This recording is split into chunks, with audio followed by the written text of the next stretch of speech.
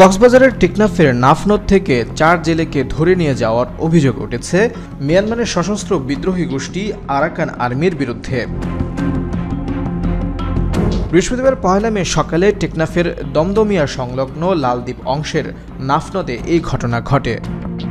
অপহৃত জেলেরা হলেন আরাফাতুল্লাহ, আনিসুল্লাহ, মোহাম্মদ জাবের, আনোয়ার সাদেক। তারা সবাই টেকনাফের জাদিমুরা 27 নং ক্যাম্পের বাসিন্দা।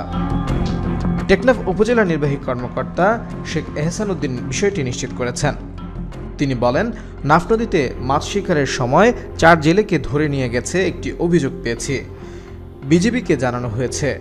টেকনাফের জাদিমুরা রোহিঙ্গা ক্যাম্পের মাঝি মোহাম্মদ নূর বলেন, প্রতিদিনের মতো ড্রামের ভেলা নিয়ে টেকনাফের দমদমিয়া এলাকার নাফনদে শিকারে যান জেলেরা। এ সময় মিয়ানমার থেকে এসে আরাকান আর্মির সদস্যরা অস্ত্রের মুখে জিম্মি করে নৌকাসহ জেলেদের ধরে নিয়ে যায়। এতে আরও বেশ কয়েকজন জেলে পালিয়ে আসে। জেলেরাও আতঙ্কে রয়েছেন।